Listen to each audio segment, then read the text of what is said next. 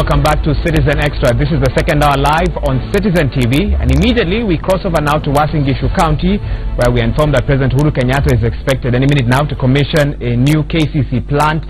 Interestingly, when it comes to local politics, at that event we also expect Uasin Gishu Governor Jackson Mandago and independent gubernatorial candidate for Uasin Gishu as well, Buzeki, Zedekiah Buzeki. And what is expected in regards to that, we now cross over to have a discussion with John Wanyama. Wanyama, if you can hear me, just bring us up to speed. What time is the president expected there, and what do you expect to unfold as he commissions this new KCC plant?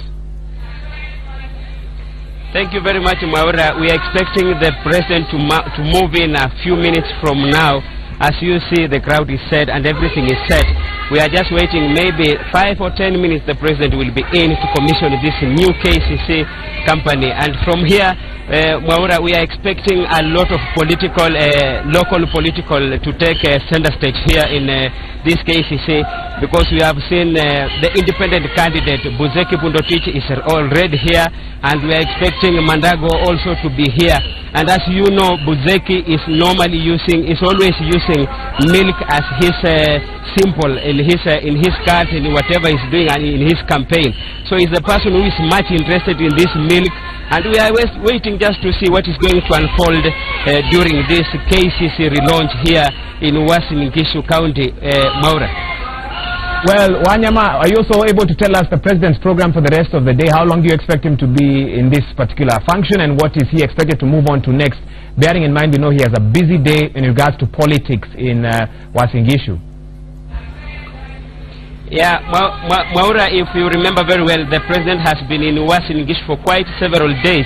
And now, after this, I know he's now going to start his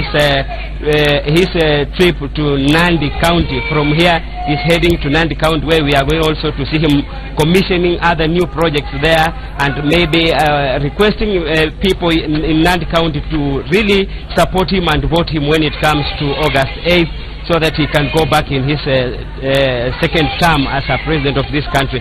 But for his final visit in Uasin Gishu, this is the final and the last project and the last visit as he conclude, as he now drive out to go to other counties to ensure that he requests people to vote him as we head to 8th general election, Maura. Thank you so much, John Wanyama, for that busy day for you, of course, as you keep up with the president's program there. We also want to let you know that Jackie Maribe will be live from us in Nandi County when the president makes his way there later today, possibly in the afternoon, so we'll have those updates as and when we get them. But of course, in studio, my panel has changed just a bit. Let me introduce them to you. Okay, Benji Dolo remains with us here as a political analyst, but in addition, we have Charles Munyui, a political analyst as well, and we have David Osiani, a policy consultant.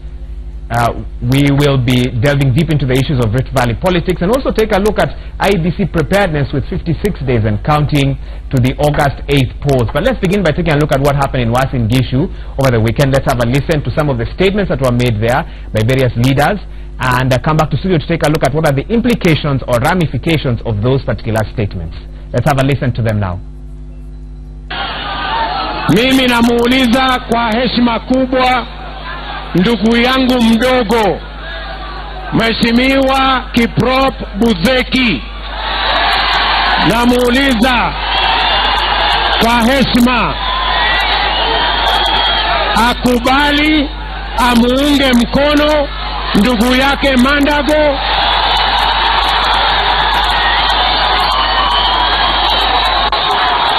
Waswahili husema mjinga akierefuka mwerefu yuko mashakani. Hata sisi kura yetu tumerefuka. Na vile Sudi anasema hatutaki mchezo. Tutaweka agents kila mahali. Well, we apologize for that technical hitch. We hope that we'll be able to revisit the comments made by Governor Mandago shortly. We apologize once again for that technical hitch. I don't know whether we have the response by independent governor. Okay, well, independent gubernatorial candidate Zedekiah Buzeki, as he's known to many. Let's have a listen to what he said immediately after that message that was conveyed to him by the Deputy President. He responded with a press conference late Saturday evening. Let's have a listen to what he had to say. I respond to this, and with a lot of respect to the Deputy President, I would want to tell the people of Uasin Gishu that I'm not stepping down for anyone.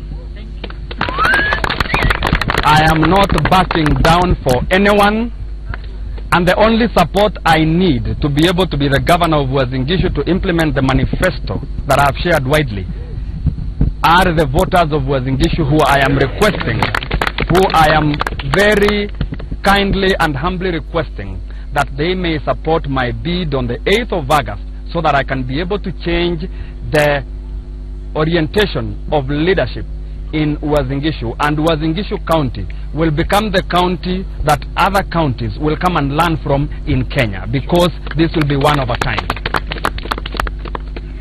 So to all my supporters, I want to urge that we may keep peace, we may preach unity.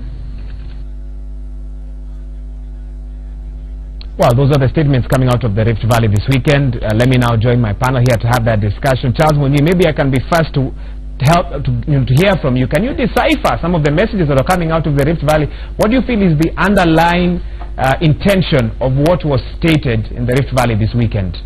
I think what has become critically important to appreciate is the fact that there are individual interests here, and I don't understand why someone won Jubilee ticket in a Jubilee stronghold should have a problem really going to the elections. It doesn't matter who comes. You should be able to use the resources that are available to you, including and especially the ticket that you have received, that without any other additions should be able to give you a lot of mileage.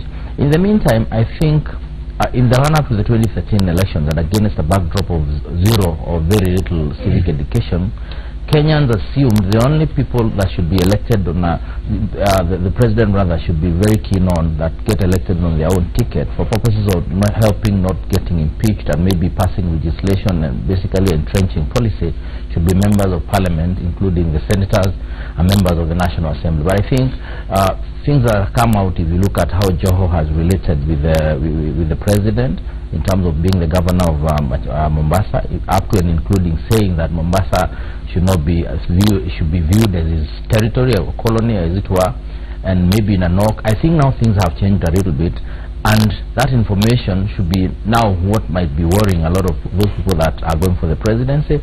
But to me, I think this issue of talking to people publicly should be taken back to the boardrooms. We need to see what happened with Kenneth Ambogwa.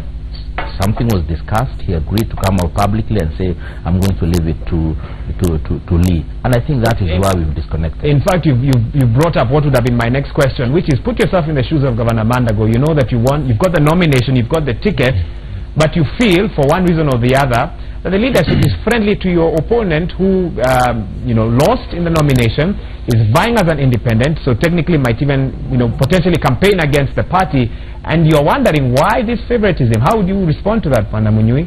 I don't think there is any leadership that is favoring Mbudo Tich. I haven't seen it happening. And if there was any such favorism, then he should have gotten the ticket in the first instance. I think what people are fearing is that maybe someone played games with the nominations, and having appreciated that fact, they know we go to the general election. If you look at those people who won their nominations, they're sitting pretty. In fact, they're not really bothered about, because that provision in law that allowed people who hitherto who should not have been independents became independent, so sort of party hopping, but now from a party to being what is called an independent. If that provision is there, we must appreciate it. There is not going anywhere. Maybe in the future we lock it out, but those guys are going to be there to stay. They'll be the ballots, and how you deal with them is not having everyone sitting on them and telling them to step down. Is to go about selling yourself, marketing yourself, and showing people that you're better off with a governor, an MC, an MP on a Jubilee ticket than any other ticket. Okay, thank you for that. Well, before I bring in David Osiani to talk about Buzeki's statement on Saturday evening, let's have a listen once again to that comment or statement by Governor Mandago that we were not able to play a bit earlier. Let's hear it now. Waswahili husema mjinga akierefuka mwerevu yuko mashakani. Hata sisi kura yetu tumerefuka, na vile Sudi anasema hatutaki mchezo, tutaweka agents kila mahali. Kura 100 ikienda kwa nini, hata hiyo ingine taambia raia mwende hata mkujui na saamua vile inaenda. Kwani ni lazima tukue na serikali? Atutishu hakuna. Okay, that comment there made before the Deputy President asked for support. I believe we'll be able to clarify that. Of course, those are some of the statements made this weekend in Uasin Gishu. We've heard from the Deputy President, we've heard from Governor Mandago, and we've heard from independent candidate Buzeki as well. And let me bring David Osiani now into this and ask him, you heard Buzeki's statement there. Is he now free of the tag that he is a project? Not necessarily. I think you never know. This is politics. I have learned not to see things at face value in politics. And so the Deputy President seems to have been in the corner.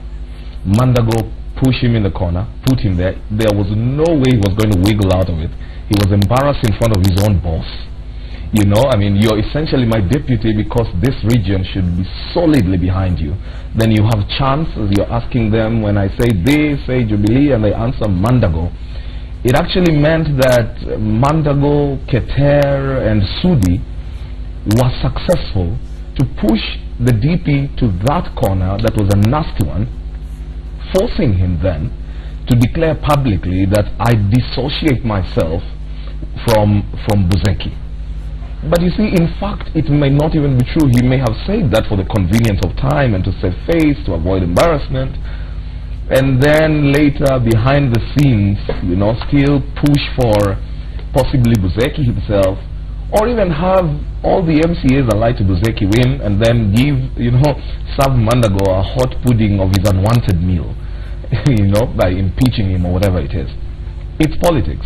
But what is very clear is the students have become just as good or even better than the teacher. This is what William Ruto is good at. Did to Daniel Toroitich Arap Moi. You know, he went under the carpet, messed him up, and just went there, out. Then he took these young boys and they were studying him keenly, said, oh, this is your kind of politics, let's play it with him, and they have succeeded. So I think Buzeki still may stand a chance. But I really hope that that difference does not lead to the tensions that we heard. You know, there seems to be a lot of tension in Uasin Gishu. I hope that the visit by the President and his deputy have, you know, conclusively forestalled those tensions. Thank you. Yeah. Benji, let me talk a bit about Governor Mandago's statement here. This was a debate that, of course, dominated much of Game Plan 2017 last night with Hussein Mohammed and his panel here. Mandago's comment was that, and this is what he alluded to, that if his team notices that people are voting for Buzeki, that's on August 8th, then they have a mechanism, quote unquote, where they can activate his supporters to vote the other way, which is NASA. Is that even possible? Where you can monitor where, you know, the poll is going, and if things are not going your way, then you can, you know, in a sense, alert your supporters to vote another way at the very top. He's speaking as the governor, and so what I'd like to imagine is that he has the machinery, the resource, the network, you know, in his county, so to speak, to be able to fight back, which is what you're seeing now, to be able to organize, to be able to further an agenda. What my friend David is alluding to here, and which is common knowledge but which is not really spelled out, Wahiga, is that the DP, as I hear, does not see eye to eye and does not want to see Governor Mandago for whatever reason. There are issues. And so this is just a manifestation of now, you know, the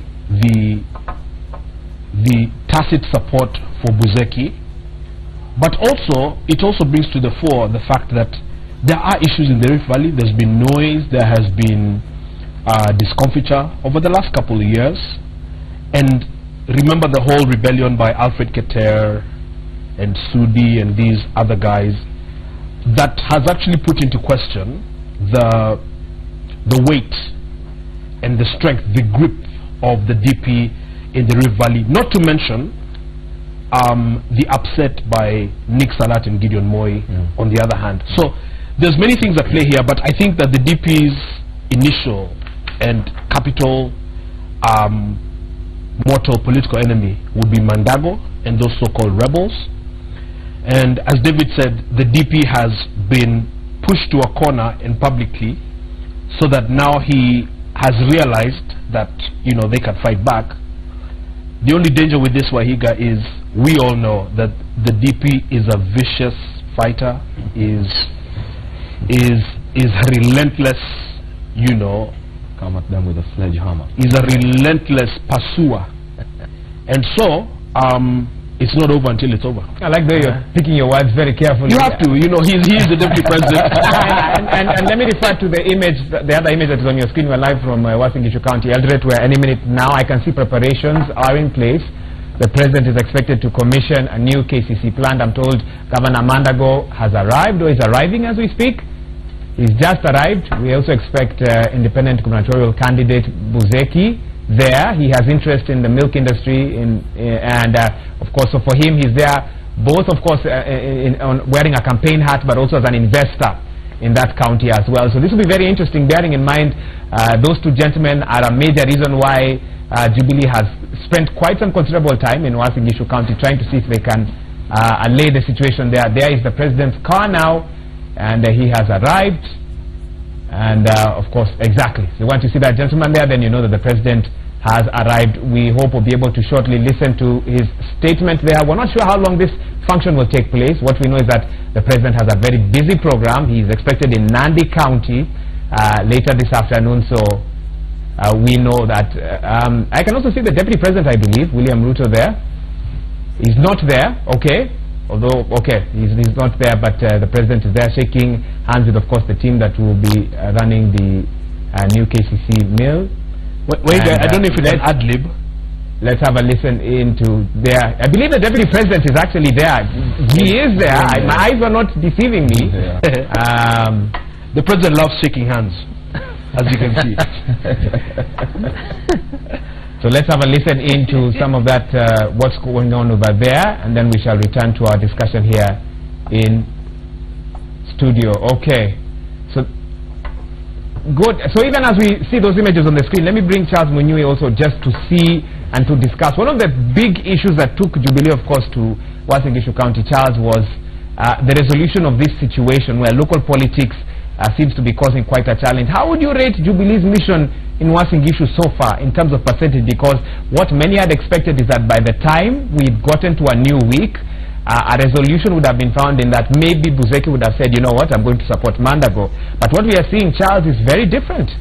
I think we are taking this debate too far. If you ask me, you've seen the president and his deputy embracing other political parties, literally. They have pre-election coalition agreements that have been deposited with the registrar of political parties on how they are going to work together. They have not stopped individuals running on the respective party tickets of those political parties from vying against Jubilee nominees, candidates, as it were. So I think, to me, the issue of one independent here or another independent there, that is senior, for lack of a better term, that in the respective region, that is an issue that is going to be resolved. But I don't see it affecting the national politics in terms of the votes that are supposed to go to President Uhuru Muigai Kenyatta and the deputy. That, to me, they will resolve it ultimately, and you will see Uhuru is actually focusing slightly more on delivering the development, launching all these programs, because to him it's politics and at the same time development, because he has committed himself to sell his re-election bid on a platform of development, and I think he's going about it like it's business as usual, and in the backyard sorting out these small little issues that are coming up relating to the individuals that are vying on different tickets for independence. David, what are the long-term implications of what we are seeing now in Uasin Gishu in other counties? Could we see a case where governors who lost start feeling that, why did I step down for the person who took the Jubilee ticket? Should I have weathered on? Might I also have found my name on the ballot paper come August 8th? Could I possibly win even if the party where I first vied on no longer supports me? Well, maybe there would be no mechanism for those who lost and did not take their bet with the independent candidature, as it were. But you see, the long-term effect is the defiance you see in the Rift Valley. What you saw in Eldoret is akin to probably seeing people shutting down Raila Odinga in Kisumu or Uhuru Kenyatta in Gatundu. It would be unheard of. So that defiance shows you that the 2022 bid for the deputy president is not, it's not as easy as you would think of it, because I foresee a realignment between Mandago and Keter and Sudi. You know, they're troublesome boys, and they still went ahead to win their Jubilee tickets, even with that trouble and, you know, defiance against the DP. And then you want to imagine what happens if Isaac Ruto and Gideon Moi come and join this team. They will have stripped the DP of his backyard, essentially. And so the long term, it's going to be very, very funny how this thing unravels. If he doesn't rush in to calm this, to deal with it decisively, the way the president dealt with the election of Moses Kuria, you know, and was able to get him out, what the president has shown is that he is in command of his backyard. He showed it with Kuria when he was going to be elected, and he told the other guy, you have to back out. So Kuria literally went unopposed. He has shown it with Kinuthia, Mbugua. He said, Chief, this is it, you may be disgruntled, but this is it, you have to leave. Now, so long as the DP is unable to achieve that, he will have left gaps, holes, and we will be asking, is he really in command of the Rift Valley? And the fairest answer is no. As it were, the fact that the people living in Uasin Gishu County could contemplate, and the governor can easily get out there and say, I can actually tell my people to support NASA. I pray he does. Then that shows that there is a big problem for the DP in Rift Valley. Just to be sure, Wahiga, sorry, two points of clarification. Before I ask my question, go ahead briefly. Yes, 2 points of clarification. Raila has indeed been booed in Kisumu, you know, once or twice on major issues. The only person kind of that has been exempt to this and is a reflection of his particular management style would be Uhuru. And then secondly, the president, however, did fail on the thing of keeping things in-house and managing the candidature without having a fallout in the case of Peter Kenneth. Peter Kenneth is a good friend of mine, and I've consulted for him severally on strategy, and the president in the event of Peter Kenneth and Mike Sonko for Nairobi gubernatorial was unable to do that, and that again is a big gamble now what they're doing, where they're fielding Peter Kenneth as an independent, Mike Sonko as a Jubilee candidate. That is very dangerous for them, and so just want to make those 2 quick clarifications. There's a word that's been bandied around every time we have a general election, the word or the sentence or the phrase negotiated democracy. With what we are seeing in the Rift, with what we saw also in Busia and other places as well, are we seeing the gradual death of negotiated democracy, where people are saying none of this negotiation anymore, let the voter decide? Is the question to me or to you? To you. Wow, negotiated democracy. Wahiga, as you might know, I have a fundamental problem with the way that we do the entire business of politics in this country, because, you see, we do not build ideological parties, and therefore we kind of embraced democracy as, you know, reluctantly. You know, we talk about democracy, but do we really practice democracy? So you hear people talking about, oh, I'm running this and this democratic movement. And David can tell us, he's, I think, just come through the nominations of the Orange Democratic Movement. Is it a democratic movement or is it a dictatorial movement? I think that's one of the things we've got to clarify. And so in that context, Wahiga, how do you even move to discuss negotiated democracy where you do not even know or define democracy in the first place? I think what we're running is a politics of convenience, built around ethnic mobilization, allegiance to the king, and the subtext of that also is, you know, economic well-being, so that if I'm running for office, chances are if I win, I will be in a better economic position than I am currently, and in a position to do more business. And so I think it is a misnomer to talk about negotiated democracy. These are all just bandied around. Can you, and let me just mention, for those who may have just joined us on Citizen Extra, the images that you're seeing on your screen is President Uhuru Kenyatta's tour of a new KCC plant in Eldoret, Uasin Gishu County. Those are the images that you are seeing on your screen. It's being taken around, of course, having a discussion with those who run that particular plant, being taken through the processes there just to understand what happens. And thereafter, we saw a setup outside, so we expect that he will do some sort of address before he carries on to Nandi County.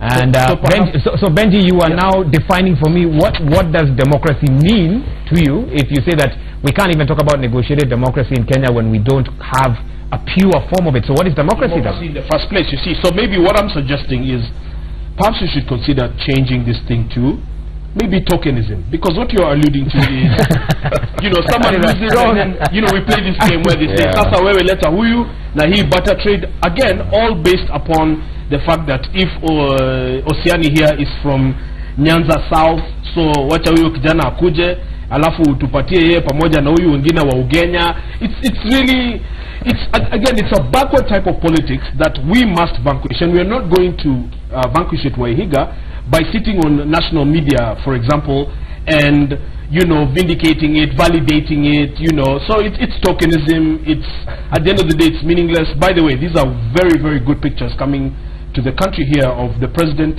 at a milk cooling, and milk packaging plant. We know Kenyans work very, very hard indeed. These are excellent pictures, except that the government is dogged by a big perception of corruption. So if you can move away from all the stealing and all of that, and actually empower workers and bring about the necessary development, then now we're talking. Well, then supporters of the government believe, until then, contrary to what you're saying, Charles. Just so much. Yes, Charles, I'll allow you to comment, of course, what's happening in Eldoret, and also talk to me about democracy versus tokenism. But first, your comments on what's happening in Eldoret to the commissioning of this new plant. This is a good thing. Like I said, Uhuru's re-election is about development, the track record. And he's doing this. In fact, it's not very easy to do this when you're on a campaign trail and people are bombarding you with all these issues of the cost of this, corruption here, corruption there, cost of unga, lack of unga. But he's doing it. He's still doing it. It's not easy, but he's doing it. I think that issue of development is something to be encouraged, and we really appreciate, especially when we are seeing issues of milk are issues that are very close to the hearts of people from that particular region. But having said that, and maybe talking slightly about Peter Kenneth and negotiated democracy, I think Peter Kenneth is not one person that is very easy to talk to, if you ask me. 2013 he vied, and amongst them, the three of them, Peter Kenneth, Senior Counsel Muite, and Martha Karua, they had over close to 140,000 votes collectively. 140. And remember, we escaped going for a runoff by a mere 8,000 votes. I want to believe the 140,000 votes that they got did not come from zones that are ODM dominated then.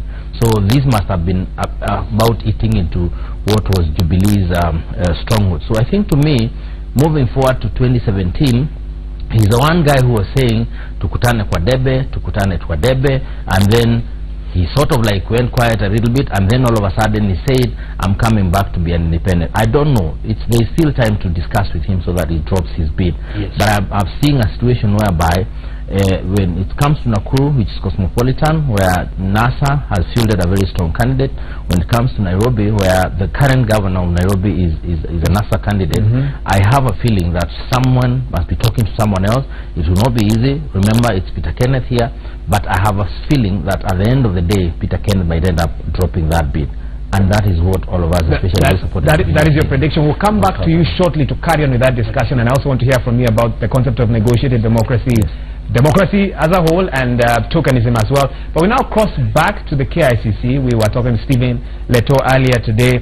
Now stakeholders are gathered there for a 3-day national elections conference, and I believe Leto will be able to update us on whether the conference has started and what some of the proceedings have been. Stephen Leto, good morning once again, and what is the latest from KICC? Well, we are joining Leto shortly, and what he told us was that within the course of this 3-day conference, His Excellency the President is expected there. We'll also be waiting to see whether the NASA flag bearer, Raila Odinga, will also make his way there. Of course, there are various issues that NASA has raised in regards to the elections, from the cleanup of the voter register they are concerned about, the company that has been given the tender to print balloting material, a Dubai-based company, and also NASA, of course, expected to move to also waiting for a ruling from the High Court in regards to whether results should be final from the constituency or from the National Tallying Center based in Nairobi. So we shortly are expecting to get Stephen Leto to give us clarity on what the exact agenda of that National Elections Conference should be, and now that he's been able to listen into some of those proceedings. I believe he can hear me now. Stephen Leto, what is the latest from the KICC at the National Elections Conference?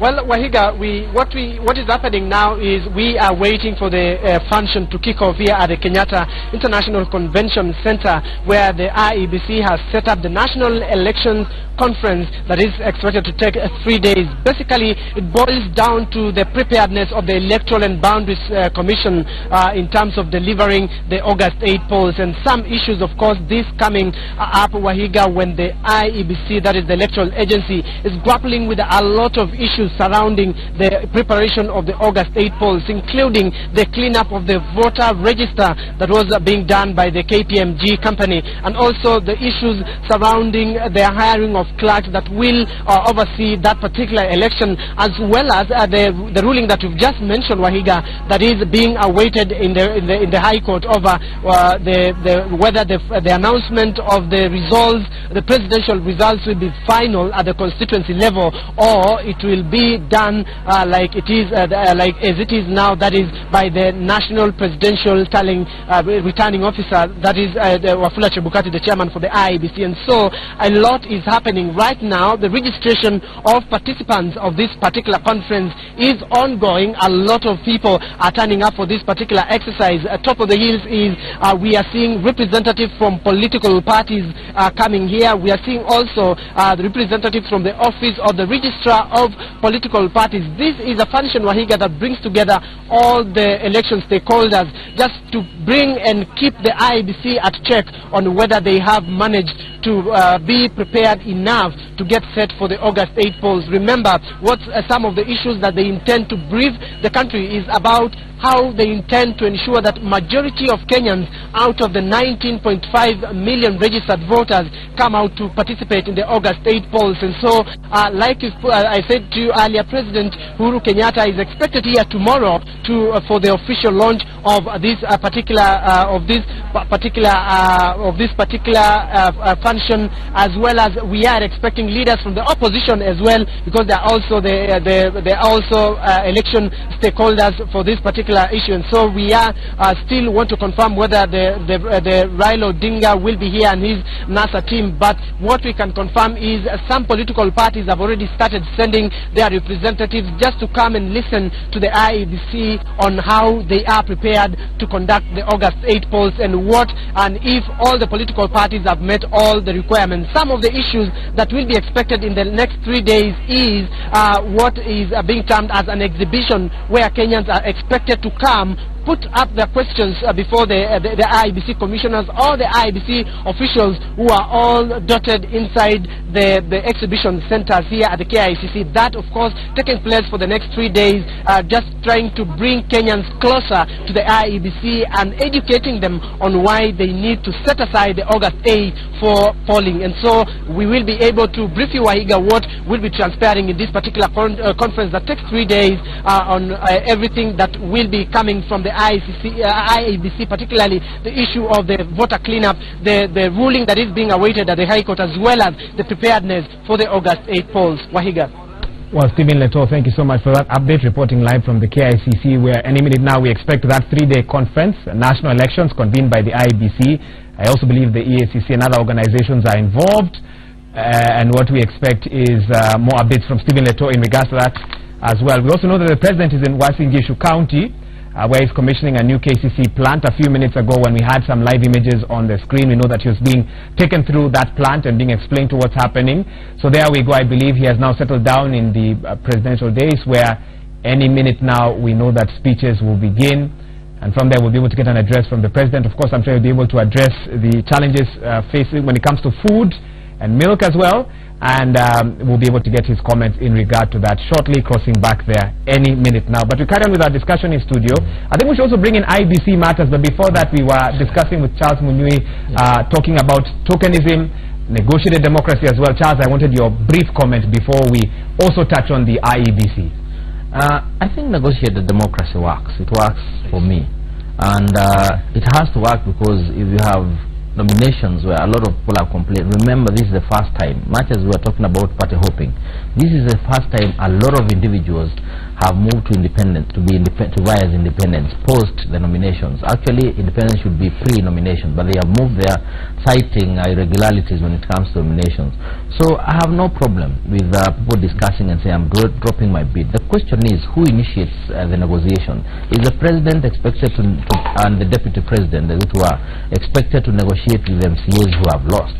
I think the most he has done is say we have jobs, we have available positions that you can work in, and if you are a leader for, you know, you are genuinely a good leader, it is not just about being employed by government or doing business with government, because I am sure most of these individuals were doing other things even before they walked into that room. But they are senior politicians, quote unquote, for lack of a better term, the likes of Peter Kenneth.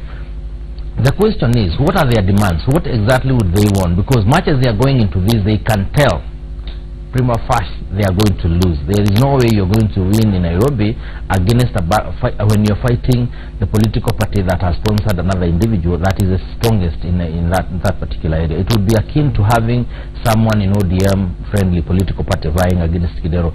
You are guaranteed you not win. So I think, to me, these individuals are going into this not to win, but to ensure that the person that won the nominations, however they won it, will not win the elections. And I think that is why it becomes a problem, especially in cosmopolitan areas that we've talked about. So I think the question is, what do they ask for? Do they ask for nominations?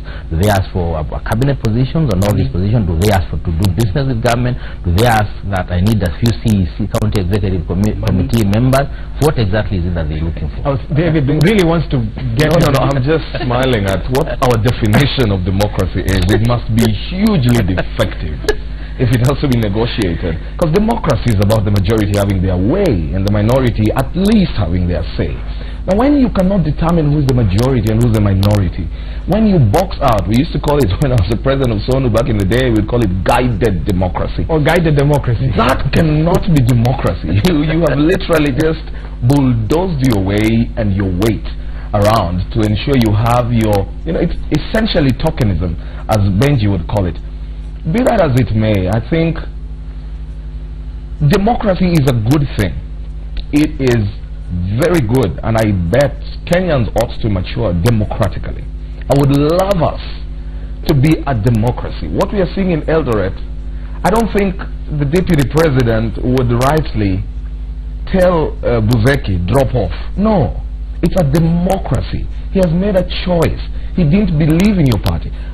My election was stolen, as David was saying. I stayed in ODM after winning in Rongo, but that's a story for another day. I didn't go as an independent because I have sat down with the document of the Orange Democratic Movement Party. In my opinion, it is what really depicts what I would like for this country. Whether or not other people then practice it within the ODM is something else. But the spirit of the constitution and the mandate of the party, I believe in it. Alright? So if Buzeki doesn't believe in it, democratically, he can jump out, go out there, seek his votes. I mean, what the deputy president ought to fix is the root of this problem. What's the real problem? The real problem here, Waiga, is the problem of tribe.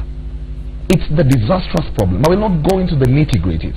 Essentially, the fight between Mandago and Buzeki first is about Buzeki being an outsider himself, then Buzeki being supported by purported outsiders. That's not the country we want. That's not the country I want. Define outsider. Now, we will talk about that another time. Going to what the president is doing with the milk plant, I will not spare a government that has had 4 years to deliver its mandate and only thinks that they can deliver a processing plant when it is 2 months to the election. I will not even tolerate a government whose priorities are not right, who decides that instead of spending 20 billion to improve what we have as a railway line to achieve the same objectives, they had rather borrowed 326 billion. Even when the party that you support seemingly said now that they're happy with that railway line? That they they had questions about that. No, I want us to get this very clear. My party, the party leader, Raila Odinga, said it very clearly. This was our conception. We conceived it, but not at the budget rate of this country. We did not intend to spend the amount spent here.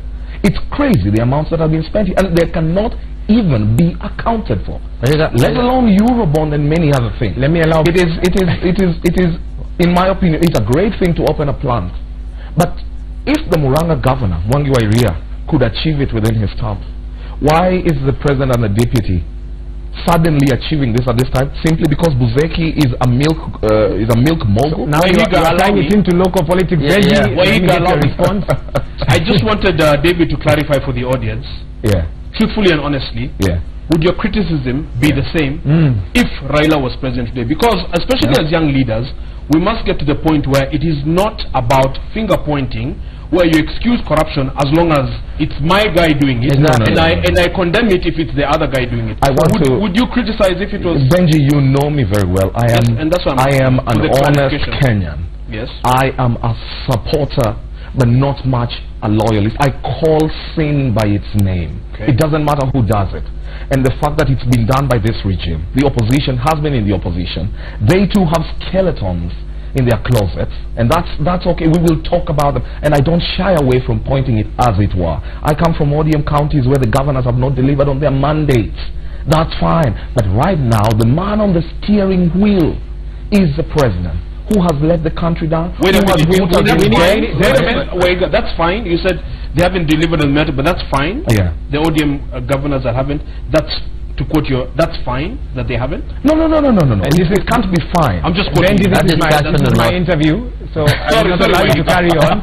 David, answer him briefly, because Charles also needs to make a comment as we take a break. It cannot be fine to have corruption abetted under some leadership, and I have called them out in different fora. And if I were to be called here to talk about a corruption case that has happened in a place where you think that people I am probably quote-unquote aligned to or who belong with me to the same party, I will call it by its name, and I will tell them this is wrong and this is it. So when we talk about being in debt, you certainly know the opposition has not put us in debt. We are in a grotesque place. Charles, go ahead. When you want us to enumerate what Jubilee has done, kindly call us here and give us at least 3 to 4 hours. And it will be 30 minutes. I want 3 hours or 4 hours to enumerate what because I can't give you 3 or 4 hours today. In the meantime, brief response to what David has said as we take a break. Let us save this. Raila Amolo Odinga was there when CDF was started. Raila Amolo Odinga was the MP Kibera when CDF was started. The MP for the Kibaki, the president then, was the MP for Charles, you go to there, look at what... I have to stop you there because the deputy president is speaking now in Uasin Gishu during the commissioning of the new KCC plant. Let's have a listen to his statement. Thank you. We are fighting. Mtu wa county tuko na Busei ambaye ni mjumbe wa Tarbo wa zamani, tuko na Langat hapo, tuko na Aden Duale ambaye ni waziri wetu, ni leader wa majority, tuko na Aden ambaye ni waziri, tuko hapa na Dr. Bitok ambaye ni ambassador, tuko na Kipchumba Murkomen ambaye ni senator wa Keyo, tuko na Peter kutoka Nandi Hills, tuko na Sudi kutoka Kapseret, tuko na governor mpya wa Nandi Tugatai bwana Sang, tuko na Chepkonga mjumbe wa sehemu hii wa hapa juu, tuko na Cherargei pale ambaye ni senator wetu wa kutoka Nandi. Mimi nataka nimwalike Mandago, yeye ndio governor wa hapa, akuja hapa aseme jambo. 1 minute. Your Excellency the President of the Republic of Kenya, Your Excellency the Deputy President, viongozi wote, directors na wakulima, amjambo. Yangu Your Excellency ni kushukuru serikali yako. County hii ya Uasin Gishu ni county ambayo inategemea ukulima kwa ukubwa, na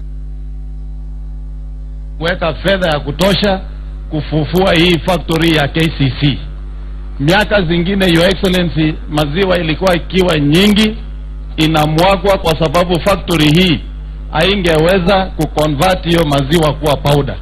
Leo hii kama wakulima tunasherekea kwa sababu tunajua tukizalisha maziwa nyingi factory hii itaweza kuprocess na bei ya maziwa haiwezi rudi chini tena.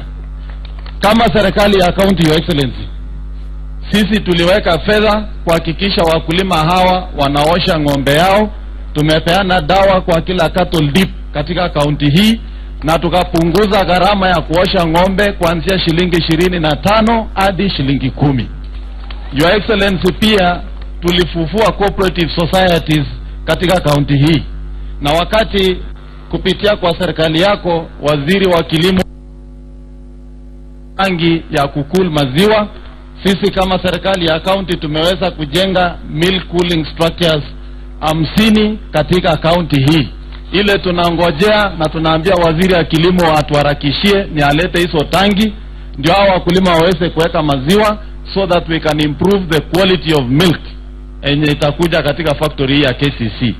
Pia Your Excellency, tumepatia cooperatives hapa kaunti hii mikopo ambaye tunawalipisha interest rate ya 5% in order to increase productivity. Leo hii ya Inapkoi wanatengeneza their own feeds, muungano feeds to transport their milk to this factory, kwa hivyo kuongezea wakulima fedha. Your Excellency, tunataka kushukuru na tunasema kama kaunti ya Uasin Gishu tunakuunga mkono, kura tutamimina, kwa sababu hatuwezi ingia mtego ambayo ni tupu. Tunaingia mahali tunaona kazi kama ya KCC. Asante sana.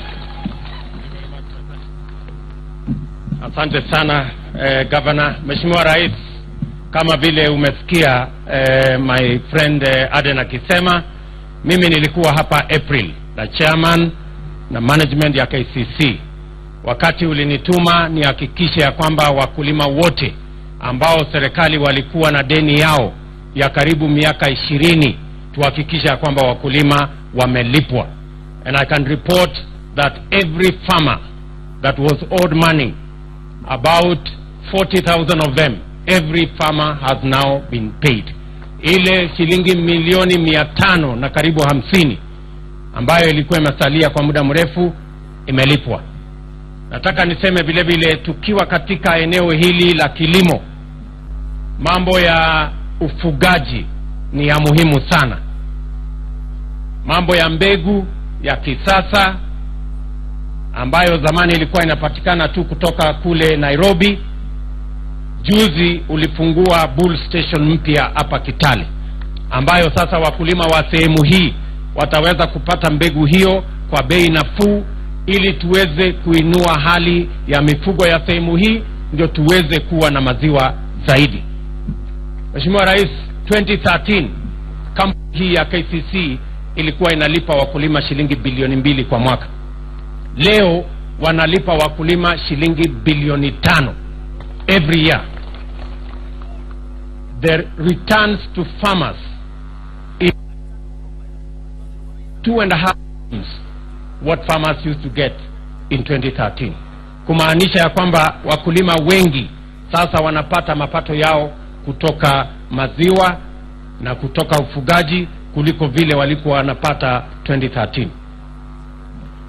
Mimi Mheshimiwa Rais, mimi pia ni mfugaji kidogo kiasi, sio kama wewe sikufikii, lakini hapo hapo. Na mimi nilikuwa baadhi ya watu ambao walikuwa wanafanya hawking, kwa sababu bei ya KCC ilikuwa shilingi 20 na kitu, na hapa town unaweza kuuza 35 shillings. So nilikuwa na kiosk hapo. Lakini sasa kiosk tumefunga kwa sababu KCC imeweka bei 43 shillings. Na mimi nataka niseme from 2013 ile bei ambayo tulikuwa nayo karibu shilingi 28 hapo, leo tumefikisha shilingi 43. Nilikuwa nasikia wale wenzetu tunashindana na wao walikuwa na mkutano hapo, wanajaribu kusema ati bei ya maziwa ni shilingi 30. Sijui wanatumia sijui ni algebra ama ni, kwa sababu wakulima wanajua hapa bei ya KCC ni shilingi 43 per kilo. Na kwa sababu ya ile kazi imefanyika katika kiwanda hii, ambayo pesa tumeweka hapa ni shilingi karibu milioni 400-500. Sasa ile shida ya zamani ambayo tukipata maziwa nyingi wakati wa mvua, maziwa ilikuwa inafanyiwa mambo maovu sana sehemu hii wakati huo.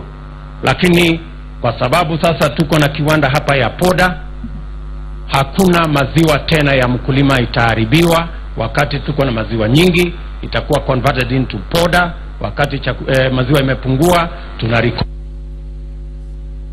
in the whole country itaendelea without any interruption. Kama kuna kiangazi, kama kuna the improvement that has been done in this factory. Mheshimiwa Rais, nikiwa hapo kwa sababu hawa wote ni wakulima vile vile, mimi nataka niseme ya kwamba wakulima wa county hii ya Uasin Gishu, Trans Nzoia na wakulima wengine wengi wa sehemu hii, wakati nilichukua hatamu kuwa waziri wa kilimo 2008, mbolea hapa ilikuwa inauzwa shilingi 6,000. Ni kweli ama si kweli? Tos mongen anangio utiegen lakini tukafanya juu chini, hiyo bei ikakuja shilingi 2,500, tukateremsha ikakuja 2,300. Wakati tumeingia 2013 tukapunguza ikakuja 1,800. Na sasa Mheshimiwa Rais, kwa sababu ya improvement ya infrastructure, firisha mbolea na mambo, sasa tuko na barabara nzuri. Sasa hawa watu kama Jubilee tumesema bei ya mbolea kutoka Disemba mwaka huu itakuwa shilingi 1,200. Ndio tuweze kuzalisha chakula kingi, kwa sababu hawa watu ni watu wa bidii.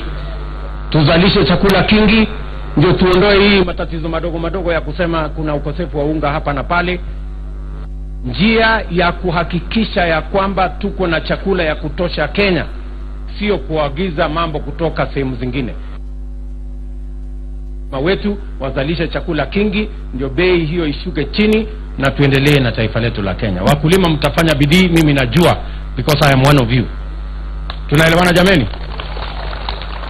Na kwa hivyo Mheshimiwa Rais na mimi na Jubilee tunawauliza, tukipita hapa tarehe 8, jameni mtupatie kura yenu ndio kazi hii mzuri iweze kuendelea. Mtatunga mkono? Ama mtaenda kujaza kirasta na kitendawili? Tuko pamoja sio? Mauna hata anaole nebiga koroni. Imajegebe bamba mut majegel asuguri bageme. Agebe mutia guno. Alek juna la basinye mwa wacha mege ni met kumie gararan agigilge agoset agobor. Mauna hata kwa heshima kubwa sasa nataka nimuulize kiongozi wetu na rais wa Jamhuri ya Kenya Uhuru Kenyatta. Asante sana. Asanteni sana. Wenzangu hamjambo? Hamjambo tena. Asante na tuketi. Nataka kusema ya kwamba tuko na furaha tele kuwa pamoja nanyi siku ya leo, tukiwa tumekuja kufungua hii kiwanda ambayo ilikuwa imefifia kwa muda wa miaka mingi, na ambayo tunatarajia ya kwamba kutoka leo kwenda mbele itafaidi wakulima wetu, haswa wakulima wa maziwa, wale ambao wanalisha ng'ombe za maziwa, na ambao kwa muda mrefu, na nyinyi wenyewe mwajua, umetaabika sana maziwa kuwa mnakamua ng'ombe, maziwa inapotea, mnamwaga, mpaka ikafika kiwango hata watu wakasema hakuna haja ya kuendelea na shughuli hiyo, because it was no longer profitable to the farmer. Wenzetu mnakumbuka wakati tulikuja katika serikali mwaka wa 2013, tulikuta shida mbili. Kwanza kulikuwa hii kampuni ambayo hapo zamani ilikuwa imeuzwa, tukahakikisha kuanzia serikali iliyopita ya kwamba mali ya wakulima imerudishwa kwa wakulima. Si ni kweli? Na sisi wakati tuliunda serikali tukakuta hata kama hiyo process ilikuwa imeanza, bado kulikuwa shida kwa sababu kulikuwa madeni mingi vile mmetajiwa hapa, ambayo kampuni hii haikuwa imelipa wakulima. Tukahakikisha ya kwamba hiyo madeni yote mkulima akapata haki yake. Hatukusimama hapo, tukaendelea ya kuimarisha viwanda vyetu. Hii Eldoret vile mmeambiwa imechukua zaidi ya shilingi milioni 400, na sasa ni factory ya kisasa ambaye inaweza kushindana na factory nyingine yeyote, sio hata katika East Africa, hata kwa ulimwengu. Pamoja na ile drying plant ambaye iko hapa, tunajua sasa tuko na uwezo wa kumaintain bei kwa mkulima, kwa sababu sasa hata wakati ya mvua na wakati maziwa ni mingi kushinda ile demand ambaye ipo, mkulima hata mwaga maziwa yake tena, atakuwa bado analete, kiwanda inakaushia hapa, inatumiwa wakati ya kiangazi. Si ni kweli? Kumaanisha ya kwamba bei sasa tutaiweza kuimaintain. Na nataka niseme ya kwamba sio kiwanda hii ya Eldoret peke yake, viwanda vingine vya KCC, Dandora, Kitale, Sotik, Nyahururu, ile ingine iko Kiganjo, zote tuzirudishe to the for the collapse of KCC,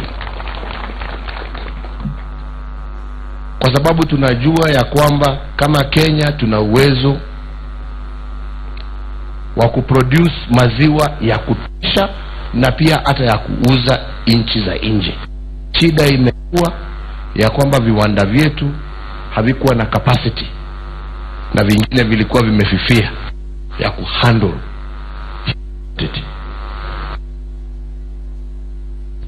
Sio kwamba nyinyi peke yenu ambao ni wakulima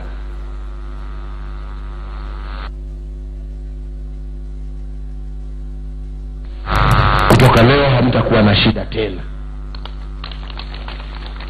lakini muhimu zaidi ni ya kwamba sasa tutakuwa na uwezo pia, nyinyi wakulima right now, muongeze idadi ya ng'ombe ambazo mko nazo na muimarishe quality ya ng'ombe hizo kupitia hizo bull stations ambazo ziko Nairobi sasa na Kitale. Lakini pia tunataka vijana wetu pia waone hii ni biashara ambayo wanaweza sasa kuangalia. Kijana sasa kupitia mikopo ya youth fund na mambo na mengine ambayo serikali imeweka mikakati, tuambia vijana wetu, nunua ng'ombe. Ng'ombe sasa itakupatia mapato. Hii ni biashara ambayo hata vijana wetu sasa kwa zero grazing unaweza uwe uko na ng'ombe zako ambazo zinaweza zikusaidie wewe na jamii yako, na ni biashara ambayo iko na mapato ya kutosha ya kusimamia wewe na jamii yako. Kwa hivyo we are not just in existing farmers, we are also telling our young people that through the improvements our government has done, it is creating opportunities for you to enter into this traditional business and make money for yourselves, for your families and for your children. Tunaelewana wenzangu? Na vijana nataka ni wasii sana, na tutakuja na mradi hivi karibuni wa wale vijana ambao wanataka kuingia katika biashara hii, kwa sababu sitaki muone tu ni ukulima. Hii ni biashara. Look at it as a business. Sio kusema ya kwamba ati mimi nataka kazi ile ambaye nitaandikwa na kalamu na karatasi. Ukifanya ukulima kwa hali ya juu kutumia mbegu ambazo tumelete na tunaanza kulete sasa, kutumia teknolojia mpya. Wewe mkulima uko na nafasi ya kutengeneza pesa zaidi ya ule ambaye ameandikwa katika ofisi. You can make more money using your hands with the use of modern technology than those people who are actually employed in offices. Na tunataka to encourage sana vijana wetu muanze kuangalia ukulima kama biashara ambaye iko na mapato mazuri. Tumesikia yale yote ambaye pia yametajwa, na tumesema ya kwamba sababu tunataka tuwe na encouragement kwa wakulima wetu ya kwamba hii mahindi yellow ambaye sana sana inatumiwa kwa animal feeds na ambaye kama nchi hatuna ya kutosha, tumesema ya kwamba all yellow maize shall be imported duty free, ndio wakulima waweze kupata hayo mahindi na kutengeneza chakula ya ng'ombe kwa bei ya chini, na ndio pia iweze kuongeza mapato ya mkulima. Kwa finance bill ya mwaka huu ambayo sasa inasomwa katika bunge, tumesema pia ikiwa njia ya kuencourage wakulima lakini pia consumer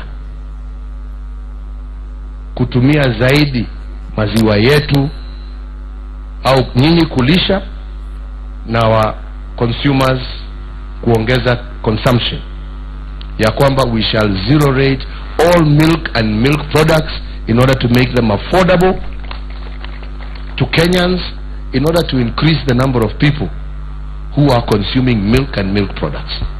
Na hiyo pia itatusaidia kuongeza biashara yetu. La mwisho langu ni kuwaomba, na sio kuwaomba kwa sababu ni vizuri wajue ya kwamba hii mali yote ni ya wakulima wa Kenya, na ile pesa ambayo imetumika ni ya wananchi wa Jamhuri ya Kenya. So mimi bwana chairman, nikikuheshimu na yako na bodi yako na management yako, na pia kutoa onyo kali ya kwamba we shall not accept again an abuse of farmers' property or government money as a result of misuse of this facility. Na tutachukua hatua kali sana kwa yule yeyote ambaye atajaribu sasa tena kuturudisha zero. Tumepanda sasa, hatutaki kushuka mlima, tunataka kuendelea kupanda, na mumefanya kazi nzuri. Sio sasa wakati ya kupumzika kusema sasa tumemaliza. Hapana, hii ndio wakati wa kuongeza bidii na kuhakikisha ya kwamba mumelinda mali ya mkulima na mumeweza kupata dividends, ndio wakulima wajue ya kwamba kweli hii factory imewasaidia, sio tu kwa kuchukua maziwa yao, lakini pia kwa ile dividend ambaye mtakuwa mnalipa hawa wakulima kwenda mbele. Si namna hiyo wenzangu? Kwa hivyo vile nasemanga sana, na nirudie tena leo, kwa sababu tuko katika hiyo kipindi na sio siasa, ni kusema tu sisi tuliamua ya kwamba haja yetu ni kuimarisha maisha ya Wakenya.